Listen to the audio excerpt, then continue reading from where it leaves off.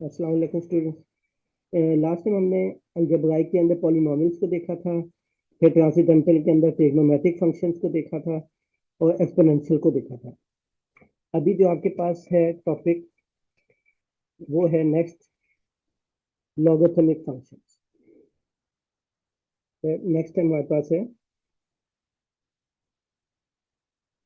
Logarithmic functions. अब देखें, जैसे आपके पास एक्सपोनेंशियल हमने किया था, तो एक्सपोनेंशियल में हमने 3 टाइप्स बनाई थी, बेसिक, नेचुरल और मिक्स। तो चूंकि लॉग और एक्सपोनेंशियल एक दूसरे के साथ रिलेटेड होते हैं, इसलिए इसके अंदर भी 3 टाइप्स बने हैं। तो वो जरा देख लें, उसके बाद फिर ओवरऑल चीजें देखेंगे कि क्या होता है। अच्छा, फंक्शन याद रखिएगा, हम जब फंक्शन कह देते हैं तो इसलिए इसके अंदर वेरिएबल का आना लाजमी है। जब भी हम फंक्शन कहेंगे, अगर फंक्शन नहीं है, इसका मतलब एक्स नहीं आएगा, तो वो फंक्शन नहीं होगा, वो कांस्टेंट फंक्शन कहलाता है या कांस्टेंट कहलाता है। अच्छा, लॉगरिथमिक फंक्शन की 3 टाइप्स होती हैं। इसके अंदर एक बेसिक होगी और एक आपके पास नेचुरल और एक आपके पास मिक्स्ड। ठीक है, जैसे देखें यहाँ पे मैंने एक्सपोनेंशियल भी आपको बताई थी। एक्सपोनेंशियल वो होता है जिसकी पावर में एक्स आ रहा है। इसकी भी मैंने 3 टाइप्स बताई थी, एक बेसिक बताई थी, एक नेचुरल और एक आपके पास मिक्स्ड बताई थी। बेसिक में क्या होता है, 7 की पावर एक्स प्लस 1, तो ये बेस है, दिस इज बेस। और ये क्या, एक्सपोनेंट। नेचुरल में क्या था, ई की पावर में एक्स प्लस 1 आ गया था। मिक्स्ड में क्या था, नीचे भी एक्स आ गया था, ऊपर भी एक्स आ गया। तो बेस में, तो लॉग जो होता है, तो लॉग जब हम लिखते हैं तो वो ऐसे लिखते हैं, लॉग। जहां पे भी कोई चीज होती है यहाँ पे भी होती है, तो ये जो चीज है ये बेस कहलाती है, दिस इज कॉल्ड बेस। तो यहाँ पे भी उसी तरीके से बेसिक लॉग क्या होगा, बेस इज कांस्टेंट। बेस क्या आएगी, कांस्टेंट आएगी। इसको लिखते कैसे हैं, लॉग बेस यहाँ पे है, एक्स यहाँ पे आ जाएगा। ठीक है, जैसे एग्जांपल देखें, लॉग 7 एक्स आ जाए या एक्स प्लस 1 आ जाए, तो बेस में कांस्टेंट आएगा। एक्स तो आएगा ही आएगा क्योंकि फंक्शन है। अगर एक्स नहीं आता तो ये कांस्टेंट हो जाएगा। इसी तरीके से देखें, log of 10 sine of x, तो बेस में क्या आया, 10 आया। नेचुरल क्या होगा कि जब बेस क्या हो जाएगी, फिक्स हो जाएगी। ये भी कांस्टेंट ही होता है, फिजिकल कांस्टेंट है। यहाँ पे देखें, नेचुरल में क्या था, बेस क्या थी, ई थी। बेसिक में क्या था, बेस कांस्टेंट थी। सेम यहाँ पे भी यही है, बेस कांस्टेंट होगा। अब बेस में क्या होगा, ई आ जाएगा। और इसको हम ऐसे लिखते हैं, natural log of F of x. Natural log को एल एन से लिखते हैं, नेचुरल लॉग को एल एन से लिखते हैं। एल एन का मतलब है कि इसकी बेस में क्या, ई है। ठीक है, और इसमें क्या होगा, इसको हम एल ओ जी पूरा लिखेंगे। इसको हम एल एन भी लिख सकते हैं, अगर एल ओ जी लिखेंगे तो बेस में हमें ई लिखना पड़ेगा। ठीक है, और इसकी एग्जांपल, जैसे natural log of sine of X आ गया, जैसे natural log of X cube आ गया, तो इसकी एन का मतलब है कि बेस में क्या, ई है। अच्छा, तीसरा क्या था, जब बेस में भी कांस्टेंट था, तो मिक्स्ड लॉग क्या होगा, जब बेस में क्या होगा, फंक्शन आ जाएगा, बेसिस फंक्शन। लिखेंगे कैसे, जैसे लॉग, यहाँ पे भी फंक्शन आ गया और यहाँ पे भी फंक्शन आ गया। एग्जांपल देख लें, जैसे log of X sine of X, जैसे log of sine of X, यहाँ पे आ जाए एक्स प्लस 1, यहाँ पे भी एक्स आएगा, यहाँ पे भी। तो ये 3 किस्म के लॉग होते हैं, बेसिक लॉग, नेचुरल लॉग और मिक्स्ड लॉग। बेसिक में क्या होता है कि बेस में 7 आता है, कांस्टेंट आ जाते हैं 10 7, यहाँ पे तो एक्स आना लाजमी है क्योंकि हमने इसको क्या कहा है, फंक्शन कहा है। यहाँ पे बेस में क्या, ई है, यहाँ पे बेस में भी फंक्शन है, ऊपर भी फंक्शन है। तो ये 3 किस्म के लॉग होते हैं। अब इसके रिलेटेड इंपॉर्टेंट बातें। नंबर वन, पहली बात कि एल ओ जी जो होगा, ए और बी, यहाँ पे जो भी कुछ होगा, एक्स हो या ना हो, तो ये A and be always positive, ये क्या होने चाहिए, हमेशा पॉजिटिव होने चाहिए, नेगेटिव नहीं हो सकता। ठीक है, जैसे लॉग ऑफ 7 आ जाए, x+1 आ जाए, तो हमें अब x का नहीं पता कि ये पॉजिटिव है या नेगेटिव है, तो हम इसके साथ फिर क्या लगा लेते हैं, एब्सोल्यूट लगा लेते हैं, क्योंकि हमें x का नहीं पता, हो सकता है x -2 हो तो -2+1 माइनस बन जाएगा, तो हम इसलिए एब्सोल्यूट लगाते हैं। और अगर आपको पक्का पता है कि x माइनस नहीं देगा तो फिर आप बेशक एब्सोल्यूट ना लगाए। अगले टॉपिक में हम एब्सोल्यूट को भी देखेंगे। ठीक है, तो ये जो बेस है, ये और ये दोनों टर्म हमेशा क्या होंगी, पॉजिटिव होंगी, पहली बात। दूसरी बात कि एल ओ जी हमेशा स्मॉल एल से लिखा जाएगा। ठीक है, जो कैपिटल एल से लिखा जाता है, capital L means log of complex number. जब हम कंप्लेक्स नंबर का लॉग लेंगे उसको हम कैपिटल एल से लिखेंगे, अदरवाइज हम क्या लिखेंगे, स्मॉल से लिखेंगे। तो क्योंकि हम कंप्लेक्स पढ़ ही नहीं गए, तो हमारा एल ओ जी क्या होगा, स्मॉल एल से होगा। उसके अलावा क्या है कि एल ओ जी में पावर भी आ सकती है, जैसे यहाँ पे आ जाए, यहाँ पे आ जाए, यहाँ पे भी आ सकती है। तो यहाँ पे जो चीज होगी वो पावर कहलाएगी, दिस इज पावर। तो ये क्या है, वैल्यू, ये आपकी क्या, बेस, ये आपकी क्या, पावर। तो पावर में भी एक्स आ सकता है, तो इसको हम ऐसे भी ले सकते हैं, log of 3x whole power 7। तो इस तरह लिख दें या इस तरह लिख दें, एक ही बात है। तो ये इसकी जनरल इंपॉर्टेंट बातें थी। उसके अलावा और भी है कि जैसे लॉग हो, यहाँ पे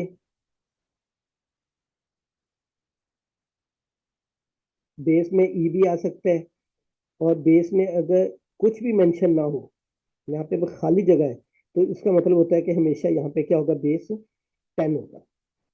अगर मेंशन ना हो तो वो हमेशा क्या होता है, 10 होता है। ठीक है, और कंप्यूटर पे या कैलकुलेटर पे अगर आप देखेंगे तो दो लॉग होते हैं, एक 10 के साथ और एक ई के साथ। तो इसके अलावा कॉन्स्टेंट अगर हो तो वो दूसरे तरीके से लिखे जाते हैं। तो ये लॉग की इंपॉर्टेंट बातें थी। अब लॉग की आते हैं प्रॉपर्टीज की तरफ।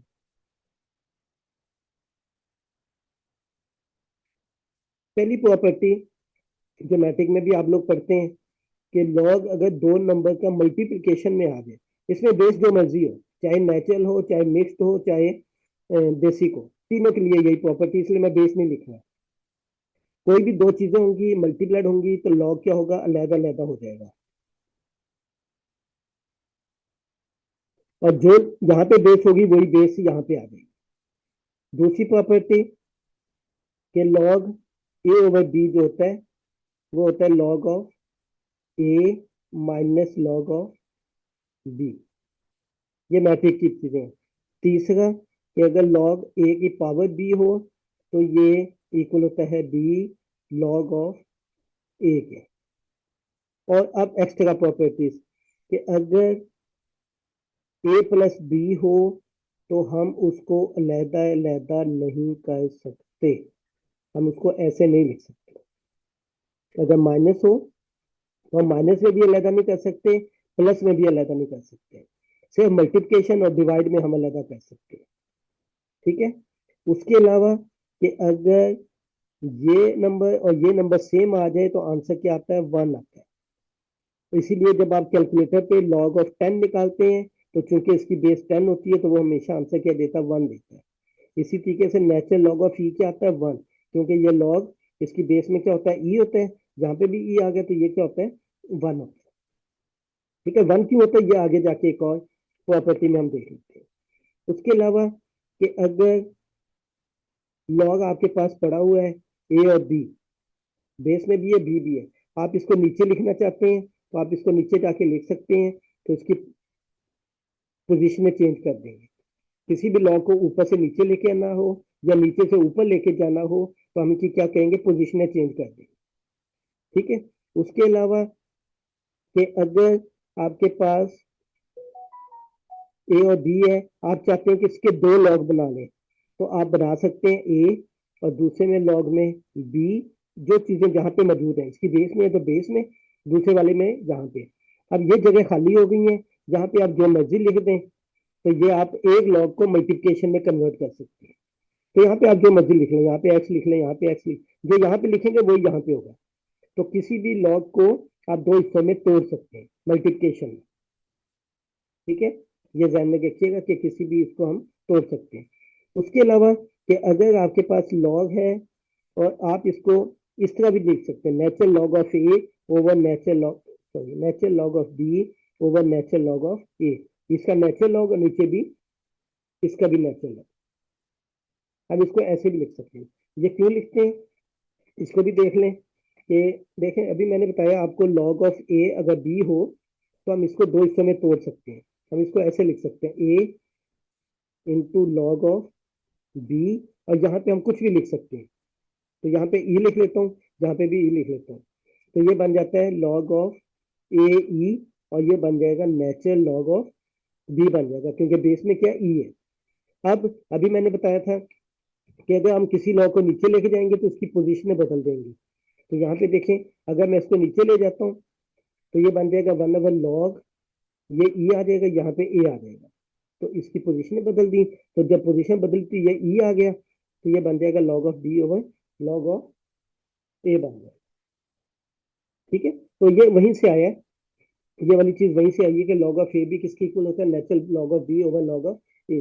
अच्छा, यहीं से एक और चीज भी देख लो, ये जो हमने कहा है ना लॉग ऑफ ई और ई 1 के इक्वल होता है, तो यहाँ पे देख लें, जब ये log of A equal to 1, तो अब देखें हम लॉग ऑफ ए और ए है, तो हम इसको इसके मुताबिक हम इसको ऐसे लिख सकते हैं, natural log of A over natural log of A.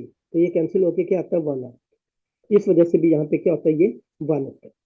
तो ये लॉग की कुछ प्रॉपर्टीज थी, सारी प्रॉपर्टीज नहीं करवाई, जो बेसिक इंपॉर्टेंट थी मैंने वो वाली आप लोगों को करवाई है। अच्छा, अभी हमने लॉग की कुछ वो पढ़े थे कि लॉग की टाइप्स पढ़ी थी हमने, जिसमें एक्सपोनेंशियल थी, लॉगरिथमिक फंक्शन थे, सारे पढ़े थे। अच्छा, लिखने के हिसाब से भी फंक्शन की 2 टाइप्स होती है, expression wise. Expression wise function को 2 तरीकों से लिखते हैं। एक आपके पास कहलाता है एक्सप्लिसिट फॉर्म, और एक कहलाता है इम्प्लिसिट फॉर्म। हम फंक्शन को 2 तरीकों से लिख सकते हैं, एक कहलाता है एक्सप्लिसिट फॉर्म और एक कहलाता है इम्प्लिसिट फॉर्म। इम्प्लिसिट में ये होता है कि हम सारे वेरिएबल्स को इकट्ठा कर देते हैं। अब एक्सप्लिसिट में क्या होता है, y equal to F of x, ये जो हम लिखते हैं y equal to F of x, ये आपकी कौन सी फॉर्म है, एक्सप्लिसिट फॉर्म है। तो अगर हम इम्प्लिसिट लिखते हैं तो इम्प्लिसिट में हम क्या करते हैं, सबको इकट्ठा कर देते हैं, सारे वेरिएबल्स को इकट्ठा कर लेते हैं। तो इसमें ये होता है कि इसमें सारे इकट्ठे हो जाते हैं। तो पहले वाला जो होता है वो इंडिपेंडेंट होता है, बाद वाला जो होता है वो डिपेंडेंट होता है। ये ख्याल रखना कि पहला वाला इंडिपेंडेंट और दूसरा वाला डिपेंडेंट। एग्जांपल देख लेते हैं, इसकी एग्जांपल देखें, जैसे y equal to x square plus x आ गया, y equal to sine x over x आ गया। ठीक है, और इसकी examples, x square plus 2xy equal to 10 आ गया, sine of x over y equal to e की पावर एक्स। तो इन दोनों में फर्क क्या है, इसमें क्या होता है कि y सेपरेट होता है, ठीक है, एक्स सेपरेट होता है, वाई अकेला होता है। यहाँ पे क्या होता है, मिक्स होके आता है। तो जब मिक्स होके आएगा तो वो इम्प्लिसिट फॉर्म होगी, अगर सेपरेट सेपरेट करके आएंगे तो ये एक्सप्लिसिट फॉर्म होगी।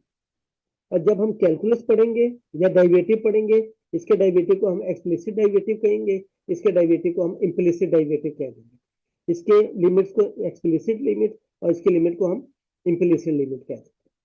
तो ये एक्सप्रेशन वाइज आपके पास 2 टाइप्स होती है। उसके अलावा एक फंक्शन यूज होता है पीस वाइज फंक्शन।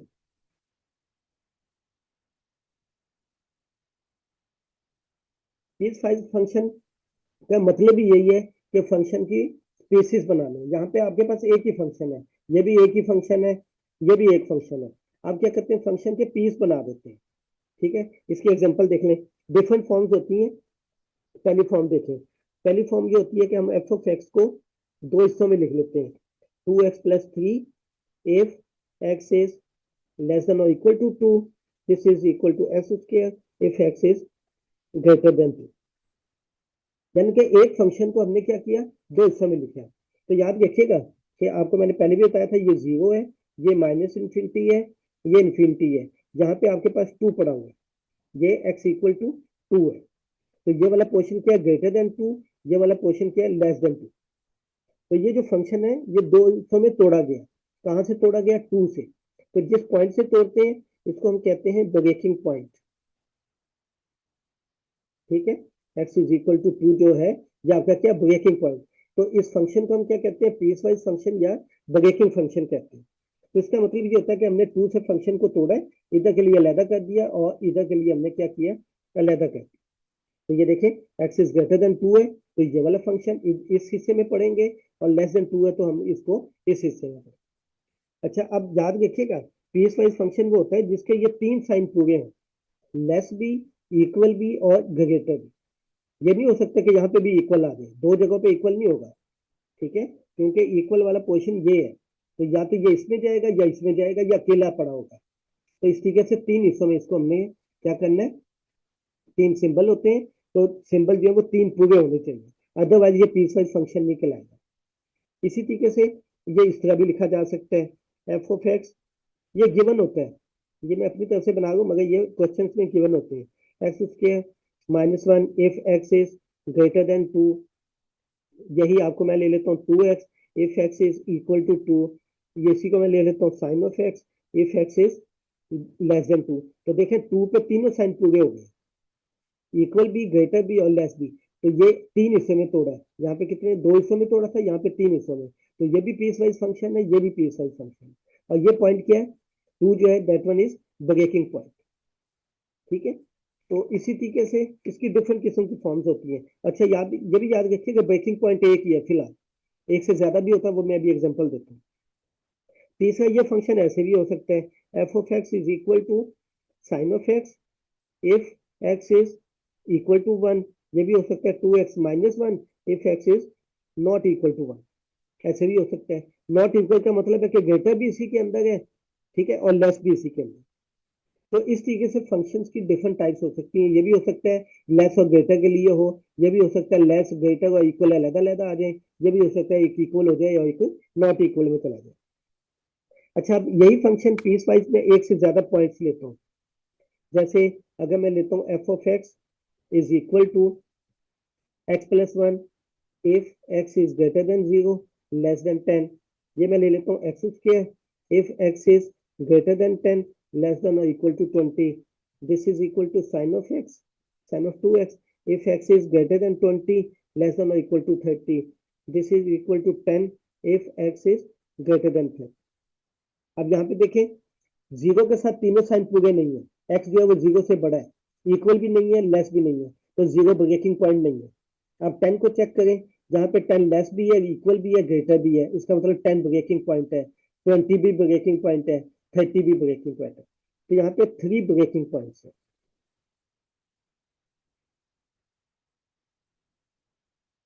तो यहाँ पे जो दो ब्रेकिंग पॉइंट है वो आपके पास क्या है, 3। तो ये हमारे पास पीस वाइज फंक्शन है। ये इस्तेमाल होता है आपके जो बिजली के बिल आते हैं या मॉल्स वगैरह में जो डिस्काउंट वगैरह मिलता है वो इसी बेस पे मिलता है। ठीक है, तो ये हमारे पास पीस वाइज फंक्शन है जिसको हम इस्तेमाल करेंगे, और ये इस्तेमाल होगा लेफ्ट हैंड लिमिट के लिए, इस्तेमाल होगा लेफ्ट हैंड लिमिट के लिए, राइट हैंड लिमिट के लिए, ठीक है, लेफ्ट हैंड डेरिवेटिव के लिए,